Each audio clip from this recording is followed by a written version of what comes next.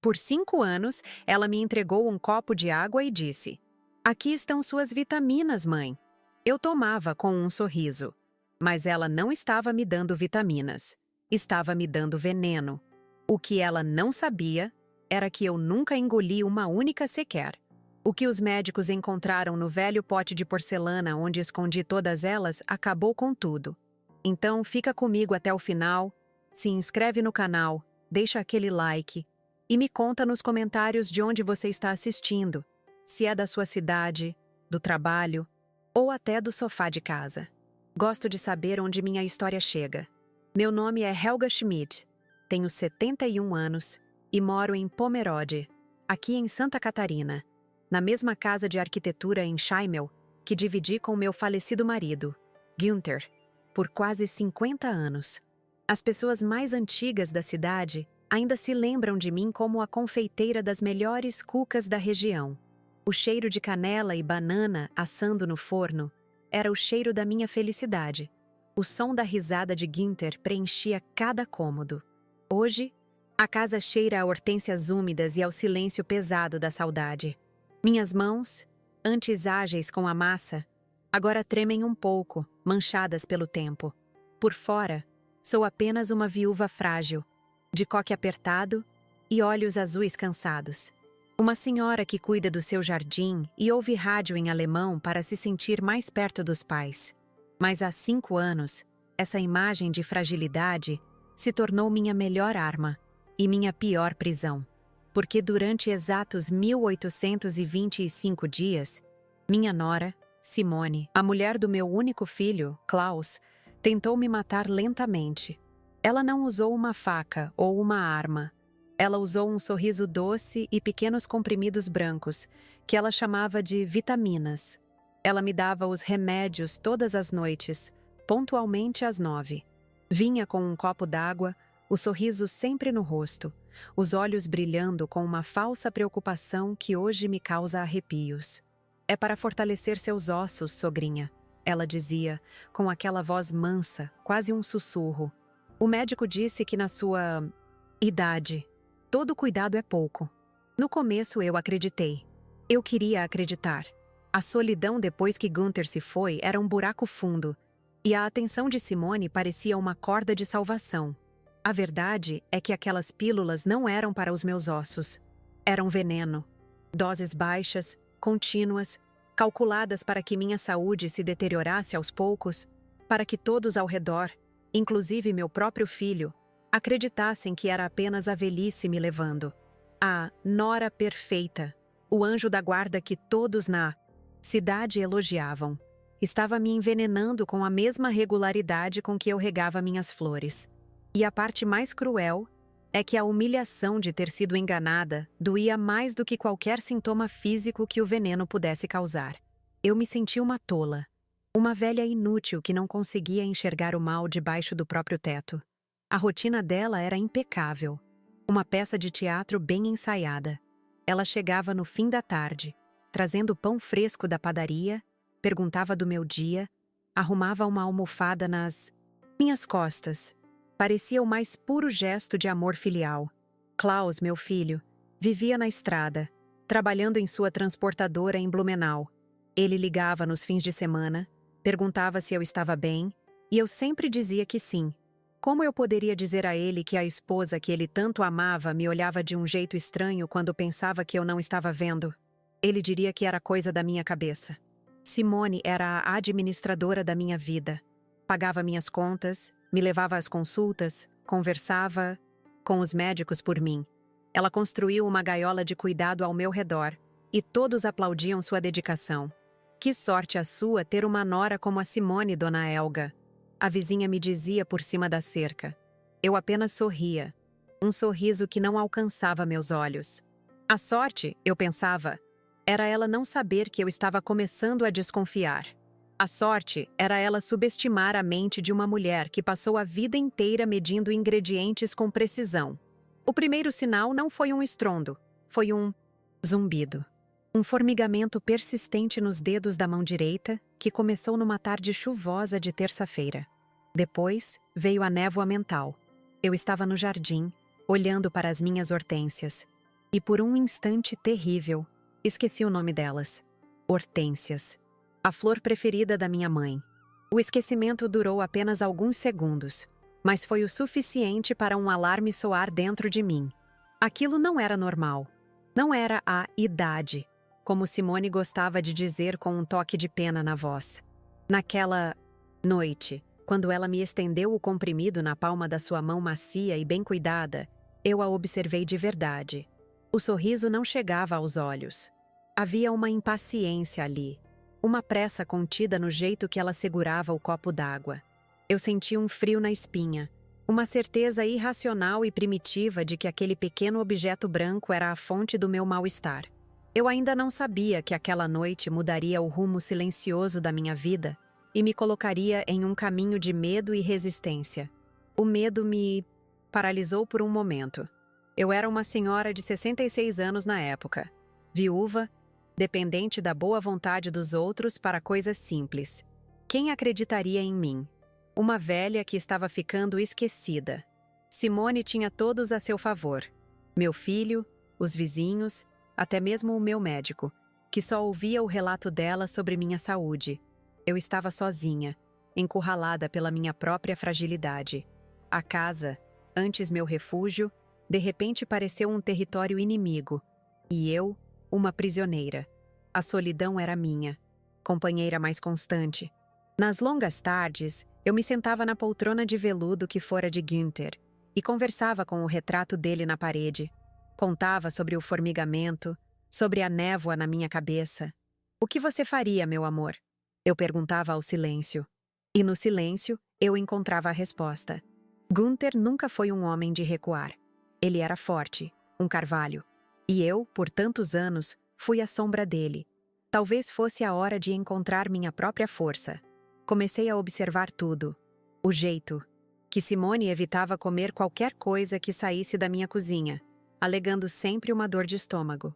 A maneira como ela vasculhava minhas gavetas quando achava que eu estava dormindo a sesta. Ela procurava documentos, o testamento, talvez. A ganância dela era tão mal disfarçada que chegava a ser insultuosa. Ela não me via como uma pessoa, mas como um obstáculo entre ela e a casa. A pequena poupança que eu e Günther juntamos com tanto suor. A pressão para ser a sogra boazinha e não dar trabalho era imensa. Klaus sempre me pedia para ter paciência com Simone. Dizia que ela se sacrificava por mim. Cada vez que eu pensava em abrir a boca para falar sobre minhas suspeitas, a imagem do rosto decepcionado do meu filho me silenciava. Ele já estava tão ausente, tão imerso no próprio mundo. Eu temia que, se eu criasse um conflito, ele se afastaria de vez. E esse medo, o medo de perder meu único filho, era quase tão forte quanto o medo do veneno. Uma noite, a decisão veio. Simone me entregou o comprimido como sempre. Beba tudo, sogrinha. Faz bem. Eu levei o copo à boca, senti a água fria. Mas, em um movimento que ensaiei mentalmente dezenas de vezes, escondi a pílula debaixo da língua. O gosto era amargo, químico. Forcei um sorriso, agradeci e disse que estava com sono. Ela me deu um beijo na testa, um beijo gelado, e saiu do quarto, fechando a porta. O som do trinco foi como o de uma cela se fechando. Esperei, o coração batendo descompassado no peito. Ouvi os passos dela descendo a escada, a porta da frente se abrindo e fechando. Corri para o banheiro. Cuspi o comprimido na pia. Ele era pequeno, branco, inofensivo na aparência. Lavei-o, sequei-o com cuidado e o encarei. Aquela coisinha minúscula era a prova da maldade dela. Naquele momento, eu não tinha um plano. Eu só sabia que precisava de uma prova. E se ela me dava um por noite, eu guardaria todos eles. Encontrei o lugar perfeito para o meu segredo. Um antigo pote de porcelana que pertencera à minha mãe. Ela o usava para guardar mostarda escura, daquelas bem fortes, que faziam os olhos lacrimejar. Lavei o pote, o cheiro de mostarda ainda impregnado nele, e coloquei o primeiro comprimido lá dentro. O som dele batendo no fundo da porcelana foi quase inaudível, mas para mim, foi o primeiro tiro de uma guerra silenciosa que eu estava declarando. Os dias se transformaram em semanas. A as semanas em meses, e os meses em 5 longos anos. Todas as noites, o mesmo ritual. Simone me entregava o veneno com um sorriso, e eu fingia engolir, escondendo-o sob a língua até que ela fosse embora. A coleção no pote de mostarda crescia. Primeiro, cobriu o fundo. Depois, chegou à metade. O pote, que antes representava as raízes da minha família, agora se tornara uma urna de traições, um arquivo da tentativa de assassinato mais paciente que eu já poderia imaginar. Nesse tempo, minha saúde paradoxalmente piorou. Não por causa do veneno que eu não tomava, mas pelo estresse. O medo constante de ser descoberta, a atuação diária, a raiva e a dor que eu engolia junto com a comida. Emagreci, minha pressão subiu, e as dores no corpo se tornaram minhas companhias constantes. Simone olhava para minha deterioração com uma satisfação mal disfarçada nos olhos, comentando com as vizinhas como a pobre da Dona Helga estava se acabando. A casa se tornou um palco. Eu era a atriz principal, desempenhando o papel da velha frágil e senil. Simone era a diretora cruel, movendo as peças ao seu redor. Klaus era o espectador ausente, que só via o que a esposa queria que ele visse. O ar ficou pesado. Cada palavra de Simone era carregada de um duplo sentido que só eu entendia. "Descanse, sogrinha. A senhora precisa guardar suas forças", ela dizia. E eu sabia que ela queria dizer: "Morra logo". Meu isolamento era quase total. Parei de receber visitas, com a desculpa de que estava sempre cansada. A verdade é que eu não confiava mais em ninguém. Cada olhar de pena dos outros parecia uma confirmação da minha derrota. Eu via em seus rostos que eles já tinham me enterrado. A confeiteira vibrante de Pomerode tinha dado lugar a um fantasma que se arrastava pela própria casa, esperando o fim. O pote de porcelana, no entanto, estava quase cheio. Centenas de pequenas pílulas brancas, cada uma um dia de sobrevivência, um dia de resistência silenciosa. Olhar para aquele pote era a única coisa que me dava força. Era a prova concreta de que eu não estava louca. Era o testamento da maldade de Simone. Mas o que fazer com ele? A simples posse daquela prova não era suficiente. Eu precisava de coragem para usá-la. A confusão me consumia. Se eu entregasse as pílulas para a polícia local, o que aconteceria? O delegado era amigo do pai de Simone. Na nossa cidade pequena, laços familiares valem mais que a verdade. Eles me internariam em um asilo, diriam que eu estava caduca, inventando histórias. Simone sairia como uma vítima, a nora dedicada que sofreu nas mãos de uma sogra ingrata e com demência. A ideia era aterrorizante. O medo de Klaus descobrir tudo e não acreditar em mim era o que mais me paralisava. E se ele ficasse do lado dela? O amor pode ser cego, e Simone o tinha envolvido em sua teia com uma habilidade impressionante. Eu poderia perder meu filho para sempre. A possibilidade de terminar meus dias sozinha, desacreditada e trancada em algum lugar, era um destino pior que a morte que Simone planejou para mim. A sensação de fracasso era esmagadora. Eu falhei em proteger a mim mesma. Falhei em perceber o perigo que deixei entrar na minha casa, na minha família. Onde estava a mulher forte que enfrentou dificuldades ao lado de Gunther? Eu me olhava no espelho e via apenas uma velha assustada, com olhos fundos e uma boca que não conseguia gritar a verdade. O reflexo parecia zombar de mim. O clima em casa era de uma calmaria sinistra, como o ar parado antes de uma tempestade violenta. Simone estava mais impaciente do que nunca, suspirando alto, reclamando do trabalho que eu dava. Ela sentia que o fim estava próximo, que seu plano estava prestes a se concretizar. E eu, por outro lado, sentia minhas forças se esvaindo. O peso daqueles 5 anos de silêncio e medo estava cobrando seu preço final. Sentei na poltrona de Günther, o pote de porcelana pesado no meu colo. A casa estava escura. Apenas a luz da lua entrava pela janela da sala, desenhando sombras nos móveis antigos. Eu me sentia completamente encurralada. O pote era minha única arma, mas eu não sabia como usá-la.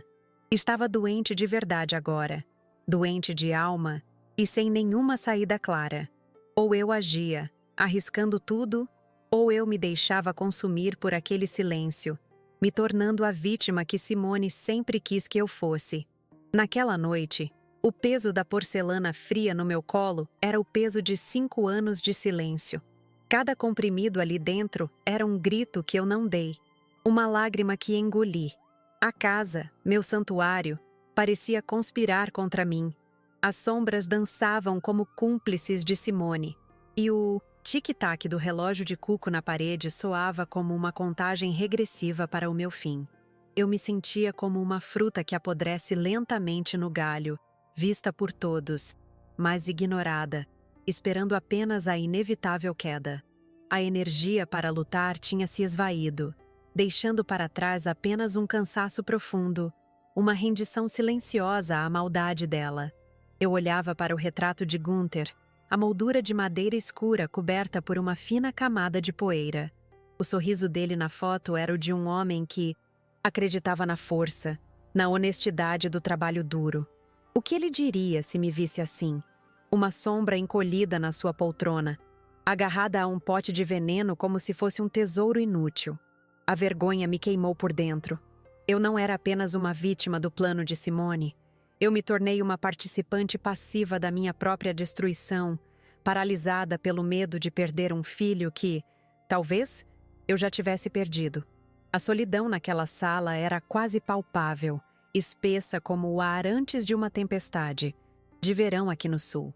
Fechei os olhos e tentei me lembrar do cheiro de canela das minhas cucas, da sensação da massa fofa sob os meus dedos.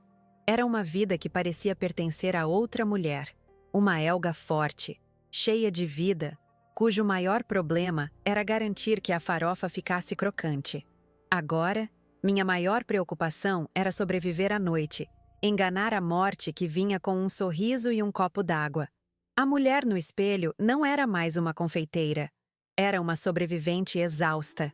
Eu estava prestes a levar o pote de volta para seu esconderijo, prestes a aceitar mais um dia nessa guerra fria e perdida, quando o som estridente do telefone fixo cortou o silêncio como uma faca. Meu coração deu um pulo. Era tarde, quase 10 da noite. Ninguém me ligava àquela hora, a não ser em caso de emergência. Por um segundo, temi que algo tivesse acontecido com Klaus na estrada. Arrastei-me até o aparelho, a mão tremendo ao pegar o fone. Era ele. Mas a emergência, eu logo descobriria, era a minha. A voz dele soava distante, cansada, com o ruído de motores de caminhão ao fundo. Mãe, está tudo bem? A Simone me ligou preocupada. Senti um gelo percorrer minha espinha. Preocupada? Ela tinha saído daqui havia menos de 1 hora. Estou bem, meu filho. Apenas cansada. Respondi, a voz mais fraca do que eu gostaria. Ele fez uma pausa, e eu pude ouvi-la sussurrando algo para ele do outro lado da linha. Palavras ininteligíveis, mas o tom era claro. Uma falsa urgência, uma preocupação encenada que ele engolia sem questionar. Mãe, a Simone acha que a senhora não está se cuidando direito. Ele continuou, a voz agora carregada com a opinião dela. Ela disse que a senhora parece mais confusa, que talvez essa casa grande seja demais. Ela mencionou um lugar em Blumenau, uma casa de repouso muito boa, com enfermeiras. As palavras dele foram se perdendo, abafadas pelo som do meu próprio sangue pulsando nos meus ouvidos. Uma casa de repouso, o asilo, o descarte final. Era o próximo plano dela, e ela estava usando meu próprio filho para executá-lo. O golpe final veio quando ouvi a voz dela, mais clara agora, ao fundo. Diz para ela que é para o bem dela, amor. Um lugar onde ela terá todo o cuidado que merece. Cuidado. A palavra soou como um insulto, uma obscenidade. Ela não queria cuidar de mim. Queria me trancar, me apagar, acelerar o processo que ela mesma iniciou. E Klaus, meu Klaus, o menino que eu ensinei a andar, a ser honesto, estava sendo o porta-voz da sua própria sentença de abandono contra mim. Desliguei o telefone no meio da sua frase. Não bati. Apenas apertei o gancho, cortando a conexão. O silêncio que se seguiu foi diferente. Não era mais um silêncio de derrota. mas de fúria. Uma raiva pura, gelada, que começou na boca do meu estômago e subiu como fogo, limpando a névoa do medo e da resignação. O cansaço desapareceu, substituído por uma clareza cortante. Naquele instante, eu entendi que não estava lutando apenas contra Simone. Eu estava lutando para resgatar meu filho de um sequestro de alma do qual ele nem sabia ser vítima. A mulher frágil na poltrona morreu naquela ligação. Em seu lugar, nasceu algo mais duro, forjado em 5 anos de veneno e na traição daquela noite. Olhei para o pote de porcelana no meu colo. Não era mais um arquivo de sofrimento. Era um arsenal. Cada pílula era uma bala, e eu finalmente estava disposta a carregar a arma. O plano de Simone tinha um erro fatal. Ela me deu tempo. Tempo para pensar, para observar e, acima de tudo, tempo para acumular provas. Levantei-me, as juntas do joelho estalando em protesto, mas pela primeira vez em muito tempo, não senti a dor. Caminhei até a cozinha, o piso de madeira frio sob meus pés descalços. Abri a despensa e peguei um pequeno saco de pano, daqueles que eu usava para guardar grãos de café. Com a mão firme, despejei cerca de 1/3 dos comprimidos do pote para dentro do saco. O som deles caindo juntos foi seco, definitivo. Era a minha declaração de guerra. Voltei para a sala e olhei novamente para o retrato de Günther. Seus olhos pareciam brilhar com uma aprovação silenciosa. A disciplina que herdei dos meus pais, a precisão que aprendi na confeitaria, tudo isso agora seria usado para um novo propósito. Não haveria mais choro escondido, nem medo paralisante. Haveria um plano, executado com a mesma meticulosidade com que eu seguia uma receita de Apfelstrudel. Eu ia desmascarar Simone, mas não na nossa cidade. Pomerode era pequena demais, as conexões eram fortes demais. O delegado era primo de 2º grau do pai de Simone. O doutor da cidade era seu amigo de infância. Se eu aparecesse com um saco de pílulas e uma história de envenenamento, eles me olhariam com pena. Diriam que a pobre Dona Elga finalmente perdeu o juízo, que a viuvez e a idade a estavam fazendo delirar. Simone se faria de vítima, a nora dedicada caluniada por uma sogra senil. Eu seria desacreditada, humilhada e, pior, internada à força. Não, a minha justiça não seria encontrada aqui, no meio dos jardins floridos e das casas em Chaimel que escondiam segredos. Eu precisava de um lugar impessoal, onde eu não fosse a viúva de Günther, mas apenas uma cidadã com uma denúncia. Um lugar com laboratórios que não pudessem ser influenciados por um sobrenome conhecido. Um lugar onde a verdade científica seria mais forte que qualquer fofoca de cidade pequena. O nome da cidade surgiu na minha mente, claro e óbvio. Florianópolis, a capital. Longe o suficiente para garantir o anonimato. Grande o suficiente para ter os recursos de que eu precisava. A ideia me assustou por um momento. Eu não dirigia há anos. E nunca tinha sido fã de ônibus de viagem. A jornada seria longa, cansativa. E se eu não conseguisse? E se fosse tudo em vão? A dúvida, sorrateira, tentou fincar suas garras em mim novamente. Eu estava sozinha, completamente sozinha nessa empreitada. Klaus não era um aliado, era um obstáculo. Os vizinhos eram a plateia de Simone. Eu não tinha ninguém a quem recorrer. Ninguém para me dar a mão e dizer que eu estava fazendo a coisa certa. O peso daquela solidão quase me fez sentar de novo. Quase me fez desistir antes mesmo de começar. A imagem de ser ridicularizada, de ser trancada, era um fantasma poderoso. Mas então, a voz de Simone ecoou na minha cabeça. Um lugar onde ela terá todo o cuidado que merece. A condescendência, a crueldade disfarçada de preocupação. Aquela frase foi o combustível que eu precisava. O medo não era maior que a minha. Raiva. O risco de falhar não era pior do que a certeza de morrer lentamente, desacreditada e sozinha, enquanto ela herdava tudo o que eu e Günther construímos com uma vida de trabalho. Fui até o meu quarto e abri o guarda-roupa. No fundo de uma gaveta, embaixo de lençóis de linho que não usava há anos, estava minha caderneta de poupança. As economias de uma vida inteira. Não era uma fortuna, mas era o suficiente. O suficiente para passagens, para um hotel simples e, se necessário, para pagar por uma análise particular dos comprimidos. O dinheiro, que eu guardava para uma emergência, finalmente tinha encontrado sua finalidade. Esta era a maior emergência da minha vida. Comecei a planejar.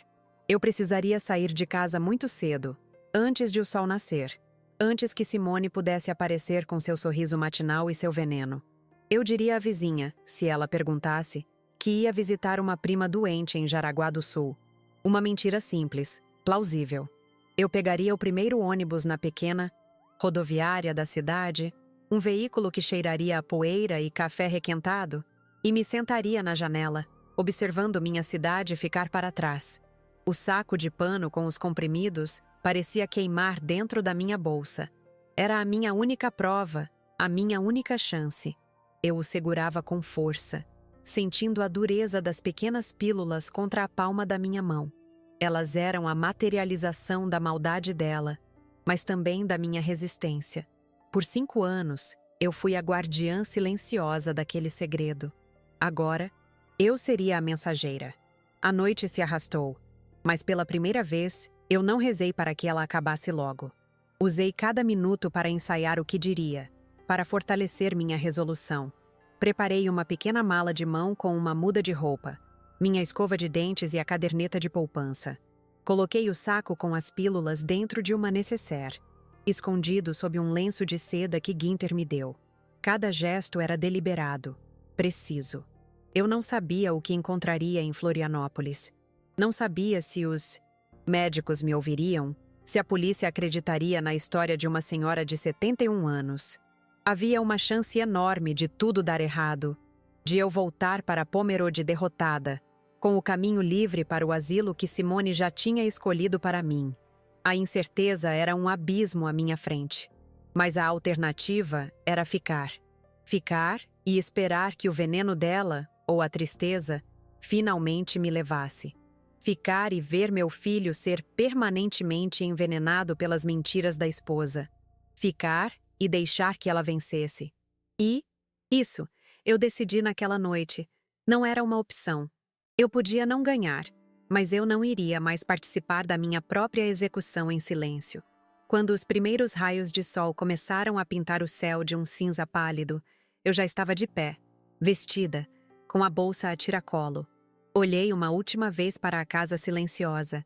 Ela não parecia mais uma prisão, mas um campo de batalha que eu estava deixando para trás temporariamente, para buscar armas mais fortes.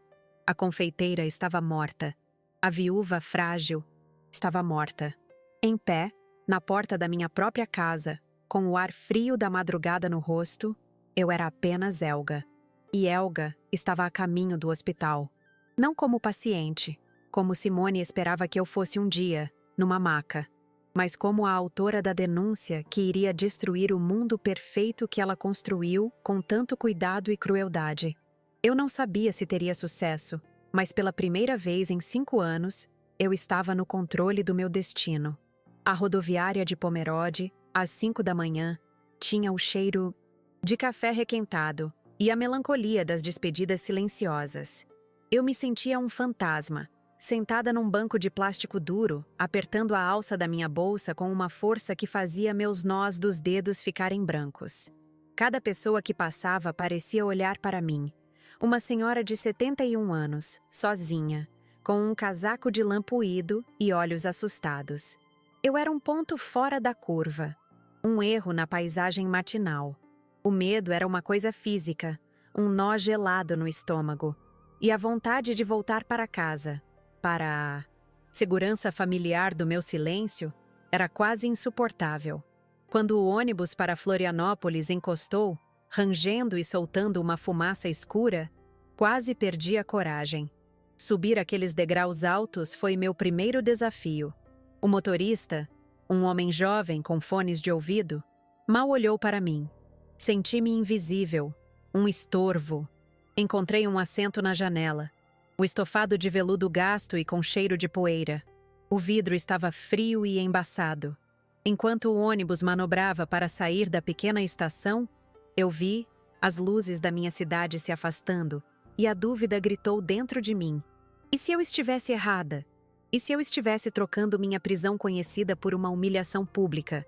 A viagem foi um borrão de pastos verdes e pequenas cidades que pareciam todas iguais. Eu não consegui dormir. A cada solavanco do ônibus, as pílulas dentro da minha bolsa pareciam chacoalhar. Um lembrete constante e pesado da minha missão. Olhava para os outros passageiros.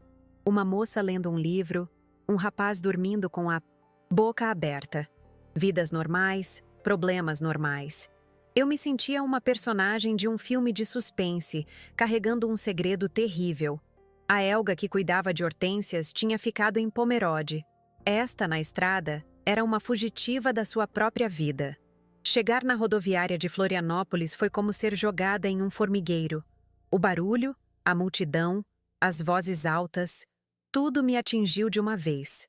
Fiquei parada por um longo momento, perdida, enquanto as pessoas se esbarravam em mim sem pedir desculpas. Senti uma tontura, o mesmo tipo de névoa mental que o veneno de Simone causava. Por um instante de pânico, pensei que não conseguiria dar o próximo passo. A cidade era um monstro, e eu, uma presa fácil. A fragilidade que eu fingi por tanto tempo parecia ter se tornado real. Com a coragem que me restava, peguei um táxi.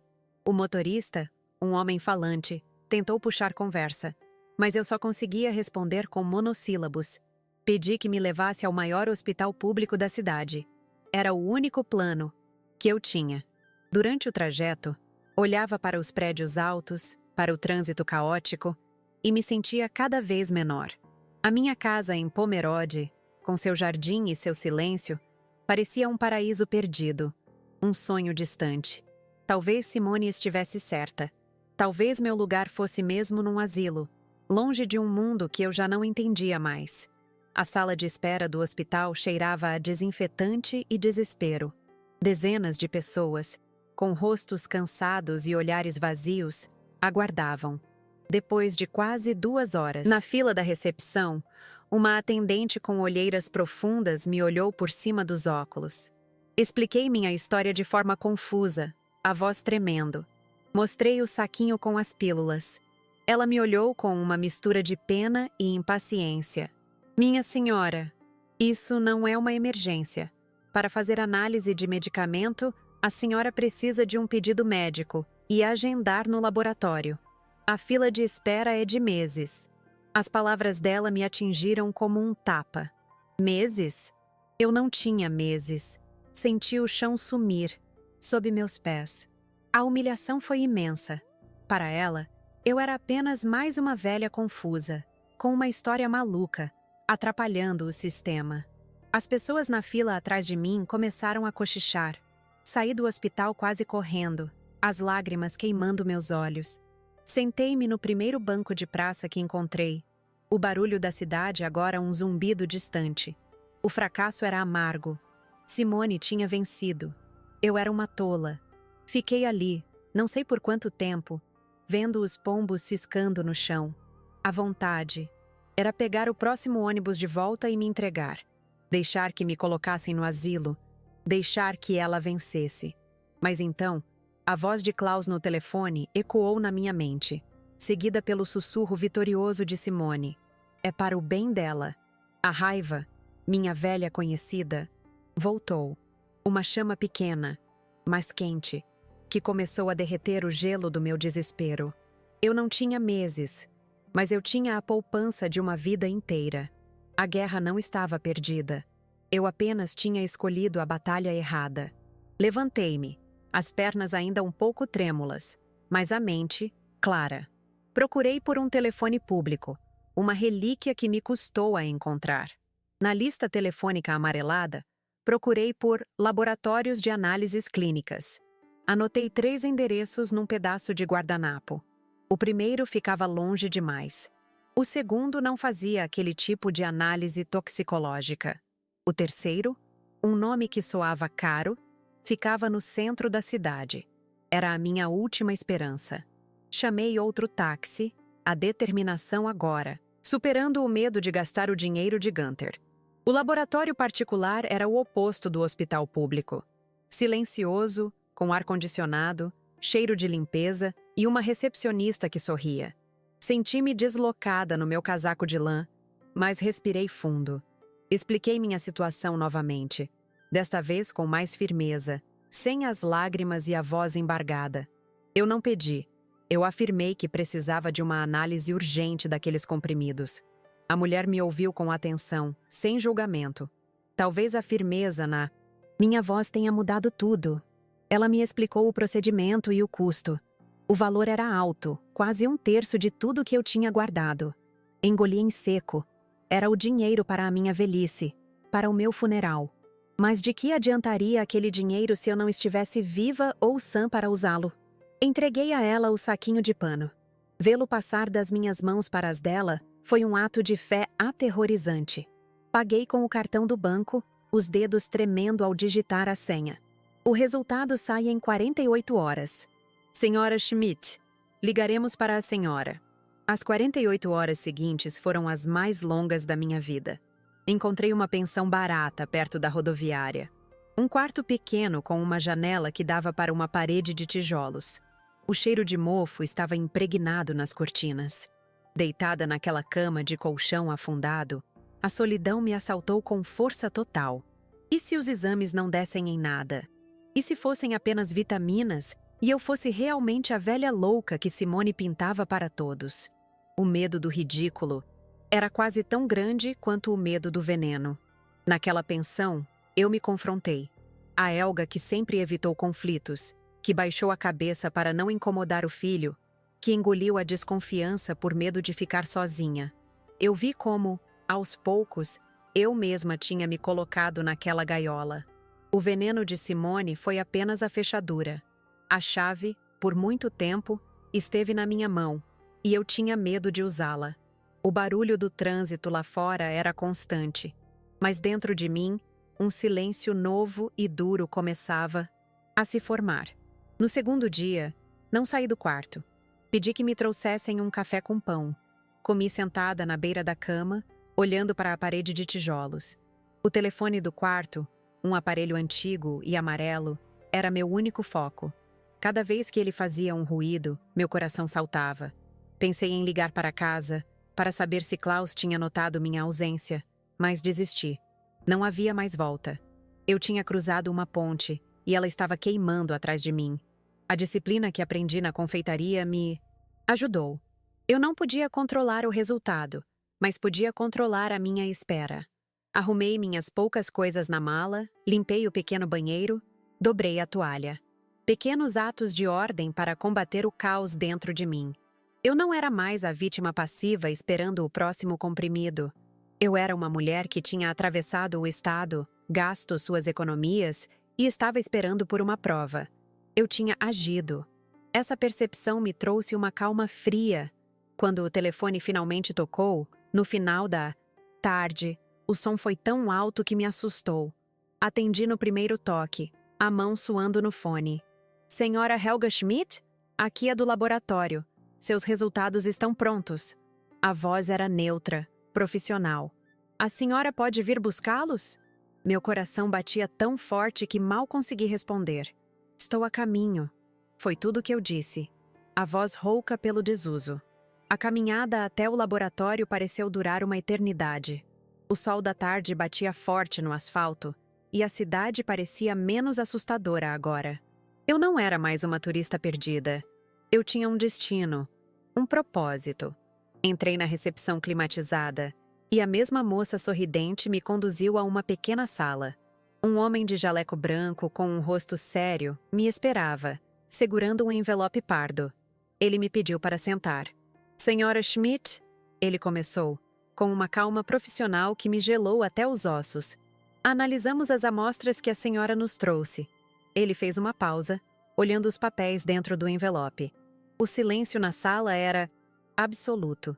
Eu podia ouvir meu próprio sangue pulsando nos ouvidos. Prendi a respiração. Aquele era o momento que definiria o resto da minha vida. A confirmação da loucura ou a prova do crime. Ele me olhou nos olhos e, pela primeira vez, vi um traço de compaixão em seu rosto. Definitivamente não são vitaminas. nem suplementos para os ossos. Ele tirou um laudo do envelope. O que a senhora nos trouxe é uma combinação de 2 medicamentos. Um beta-bloqueador, usado para problemas cardíacos severos, e um sedativo benzodiazepínico. Em doses baixas e contínuas, como a senhora descreveu, essa combinação levaria a uma deterioração neurológica, confusão mental e, eventualmente, a falência múltipla dos órgãos. Aquelas palavras pairaram no ar. Veneno. Não um veneno de filme, rápido e dramático, mas um veneno lento, metódico, cruel. Um veneno disfarçado de cuidado.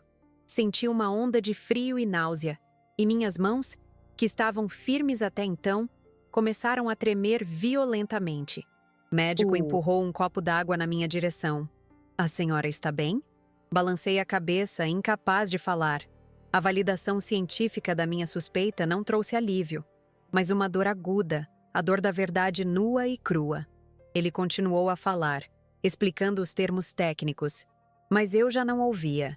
Minha mente estava em casa, na minha cozinha, vendo o sorriso de Simone enquanto ela me entregava o copo d'água, noite após noite.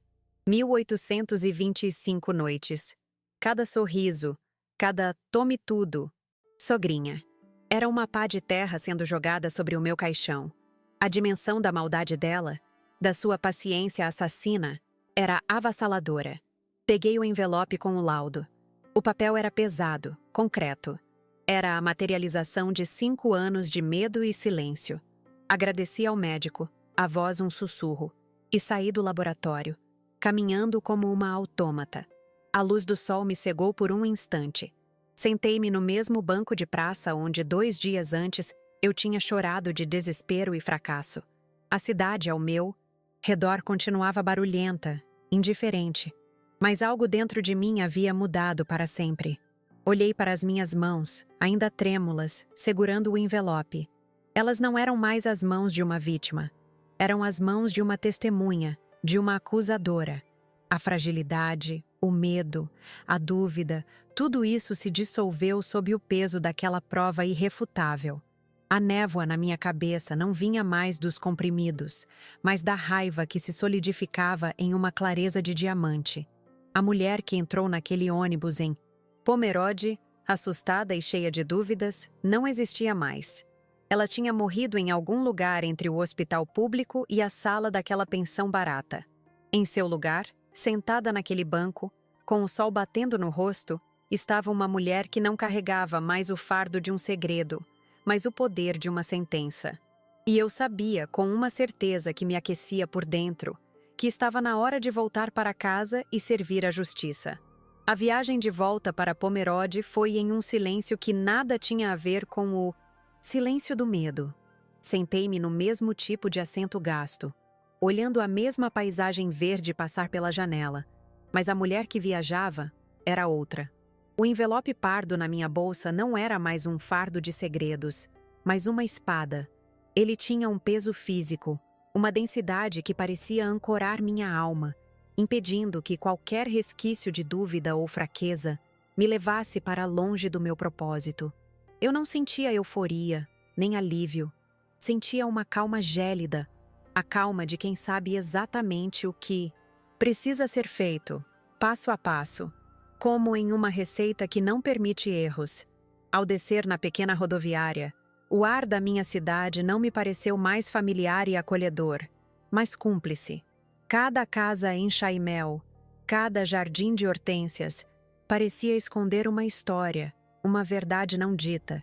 Minha casa, ao longe, não era mais a prisão que eu havia deixado para trás. Era o palco. O palco onde a peça de Simone, encenada por 5 longos anos, teria seu ato final. A Helga frágil e assustada que fugiu na madrugada não existia mais. A mulher que retornava era a dona daquele palco, a diretora da cena final, e eu carregava o roteiro que exporia a vilã. Meu primeiro ato não foi ir para casa. Foi parar em um orelhão na praça central e, com as mãos firmes, discar o número de um advogado em Blumenau, um nome que o próprio médico do laboratório me sugeriu discretamente. Expliquei a situação com uma clareza que me surpreendeu. Não havia choro, não havia hesitação. Eram fatos, datas, Doses. Do outro lado da linha, o silêncio do advogado foi se transformando de ceticismo profissional para um choque contido. Senhora Schmidt, ele disse por fim, a voz grave. Não vá para casa ainda. Encontre-me no meu escritório em 1 hora. Traga tudo o que a senhora tem. Segui suas instruções à risca. No escritório dele, um lugar impessoal com cheiro de papel e café forte, entreguei o laudo. Enquanto ele lia, seu rosto se fechava em uma máscara de seriedade. Ele fez cópias, autenticou-as e me deu a orientação que selaria o destino de Simone. A senhora vai para casa e vai agir normalmente. O elemento surpresa é nossa maior arma. Nós vamos preparar o flagrante. A palavra flagrante soou em meus ouvidos como música. Não seria a minha palavra contra a dela. Seria a verdade, capturada, inegável. Voltei para casa no fim da tarde. O silêncio era o mesmo, mas a minha percepção dele era diferente. Cada rangido do assoalho, cada sombra nos cantos, não me causava mais medo. Eu os via como testemunhas, silenciosas que em breve teriam sua voz. Guardei o envelope original em um lugar seguro, um velho baú de madeira de Günther, e esperei. Eu sabia que ela viria. A rotina era a única coisa que dava a Simone a sensação de controle. E ela precisava desse controle mais do que nunca. Especialmente depois do meu sumiço inexplicado. Quando a campainha tocou, pontualmente às 6, meu coração não disparou. Abri a porta e lá estava ela. O rosto uma máscara de preocupação forçada. Sogrinha, onde a senhora... Se meteu? Fiquei tão preocupada. Klaus está louco atrás da senhora. As mentiras saíam de sua boca com a mesma facilidade com que a água sai de uma torneira.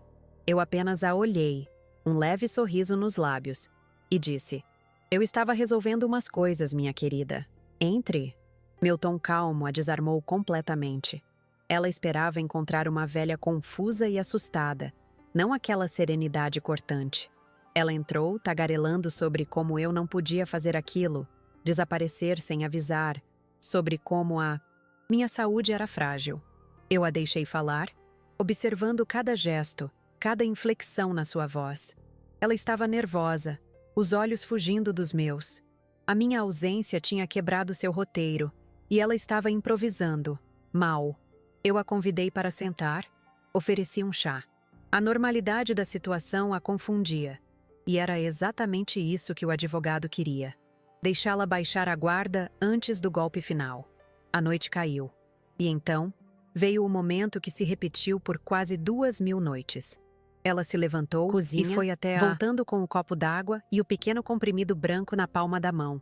O sorriso dela era o mesmo, mas hoje eu via a caveira por baixo da pele. Hora do seu remédio, sogrinha, para fortalecer os ossos. Ela me estendeu a mão. Foi naquele instante que o mundo pareceu parar de girar. O tic-tac do relógio na parede era o único som. Olhei para a mão dela, para o veneno, e depois para os seus olhos. Pela primeira vez em 5 anos, eu não desviei o olhar. Não, Simone, eu disse, a Adionda, voz baixa, mas firme como uma rocha. Eu não preciso mais dos seus remédios. A confusão no rosto dela foi instantânea, seguida por um lampejo de pânico. Como assim, sogrinha? O médico receitou, a senhora precisa... Ela tentou insistir, a voz um pouco mais aguda. Eu disse que não, repeti. E meu tom não deixava espaço para discussão. O poder naquela sala tinha mudado de mãos. E ela sentiu isso como um animal sente a aproximação do predador. Naquele exato momento, a campainha tocou. Novamente. Simone deu um pulo, assustada. Eu sabia quem era. Klaus. Ela deve ter ligado para ele assim que percebeu que eu estava em casa, para que ele viesse me pressionar, me internar. Era a sua última cartada. Fui até a porta e a abri. Meu filho entrou, o rosto fechado de preocupação e irritação. Mãe, o que está acontecendo? A Simone me disse que a senhora está agindo de forma estranha, que não quer tomar seus remédios. Já conversamos sobre a casa de repouso. Ele não terminou a frase. Do lado de fora, na penumbra da varanda, 2 policiais que eu nunca tinha visto antes deram um passo à frente. O advogado de Blumenau, estava logo atrás deles. O rosto de Klaus passou da irritação para a mais pura incredulidade.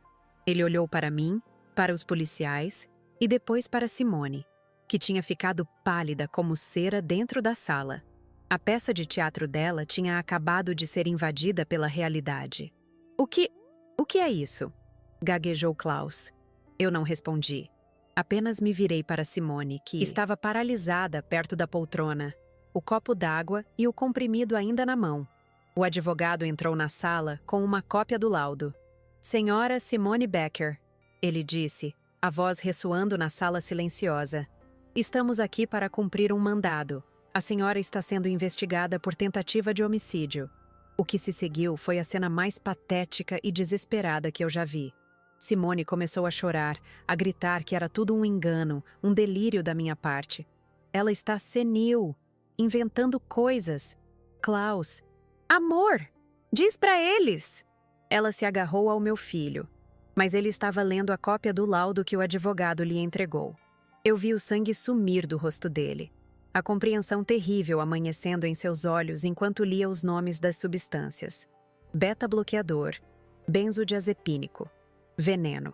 Ele afastou Simone de si, o olhar fixo no papel, depois em mim. Havia horror, vergonha e uma dor profunda em seus olhos. Mãe, ele sussurrou, a palavra se quebrando em sua garganta. Naquele momento, ele não via. Mais uma velha confusa. Ele via a verdade. Os policiais foram eficientes e discretos. Um deles pegou o comprimido da mão de Simone, colocando-o em um saquinho de evidências. A cena dela sendo algemada na minha sala de estar, entre os retratos dos meus pais e o relógio de Cuco, é uma imagem que nunca me abandonará. A cidade de Pomerode acordou no dia seguinte com a notícia que se espalhou como fogo em palha seca. A nora perfeita era uma envenenadora. As mesmas vizinhas que me olhavam com pena, agora me olhavam com uma mistura de choque e admiração. Eu não era mais a pobre Dona Helga. Eu era a mulher que desmascarou um monstro. A fragilidade que eu usei como disfarce por tanto tempo deu lugar a uma força que nem eu sabia que possuía. O respeito que conquistei não veio do meu passado como confeiteira, mas da minha sobrevivência. A primeira coisa que fiz quando a casa ficou em silêncio novamente foi abrir todas as janelas. Deixei o vento fresco da noite entrar para levar embora o cheiro de mentira e maldade que impregnou aquelas paredes por 5 anos. Depois, fui até a cozinha e pela primeira vez em muito tempo, peguei farinha, ovos e canela. Enquanto minhas mãos, ainda um pouco trêmulas, amassavam a massa de uma cuca, eu sentia a velha Helga voltando. Não a frágil, mas a criadora, a mulher que transforma ingredientes simples em algo que traz alegria. Meu relacionamento com Klaus nunca mais foi o mesmo. A culpa o consumia. Ele me pediu perdão dezenas de vezes, com lágrimas nos olhos. Eu não ofereci um perdão fácil, pois a ferida era profunda demais. O que eu ofereci foi a verdade. Você não foi cúmplice dela, meu filho, eu lhe disse um dia. Mas você foi cúmplice da sua própria cegueira. Você escolheu acreditar na mentira confortável em vez de enxergar a verdade difícil. A reconstrução da nossa relação é lenta, um tijolo de honestidade de cada vez. O processo legal foi longo, mas eu enfrentei cada audiência com a cabeça erguida. No tribunal, contei minha história. Não como uma vítima, mas como a principal testemunha de um crime meticuloso. Mostrei o pote de porcelana, agora uma peça de evidência, e vi o júri olhar de mim para Simone, que envelhecera anos na prisão. A condenação dela foi a validação final da minha luta. A justiça, embora lenta, tinha sido servida, não só para mim, mas para a memória de tudo que eu e Günther construímos. Hoje, quando me olho no espelho, não vejo mais a mulher assustada que escondia pílulas debaixo da língua. Vejo as rugas de uma vida longa, mas também vejo a força nos meus olhos. Uma força que foi forjada no fogo da traição. A maior conquista não foi colocar Simone atrás das grades, mas reconquistar a mim mesma. Reconquistar minha casa, minha paz, minha voz. Descobri que a resiliência não é a ausência de medo, mas a ação apesar dele. O pote de porcelana da minha mãe voltou para a prateleira da cozinha. Vazio. Não mais um repositório de veneno, mas um memorial da minha resistência silenciosa. Sim. Vezes, quando o sol da tarde entra pela janela, eu o encaro e me lembro. Lembro-me de que a fragilidade pode ser a mais poderosa das armaduras, pois ninguém espera um ataque vindo de quem eles já consideram derrotado. A casa voltou a cheirar a canela e banana. Voltei a cuidar das minhas hortênsias, que florescem mais azuis do que nunca. A vida me ensinou da maneira mais dura que o mal muitas vezes vem com o mais doce dos sorrisos e que a confiança cega pode ser um veneno tão letal quanto qualquer substância química. A solidão não me assusta mais, pois aprendi a ser minha melhor companhia. Para quem me ouve, especialmente para aqueles que se sentem invisíveis, pequenos ou subestimados, minha história não é sobre vingança. É sobre o poder que reside no silêncio da observação. É sobre a força que encontramos quando somos empurrados para o nosso limite absoluto. Muitas vezes, as pessoas nos definem pela nossa idade, pela nossa aparência, pela nossa suposta fragilidade. Elas nos colocam em caixas para que se sintam confortáveis. Não deixe que a caixa de ninguém se torne a sua prisão. Dentro de cada um de nós, não importa o quão quieta seja a nossa voz ou quão lentos sejam nossos passos, existe uma força capaz de mover montanhas, de expor a escuridão e de reivindicar a própria vida. A minha arma não foi um grito, mas um sussurro persistente de sobrevivência, um comprimido guardado de cada vez. Lembrem-se, até a menor das sementes, com tempo e paciência, pode rachar a rocha, mais dura. Eu era essa semente.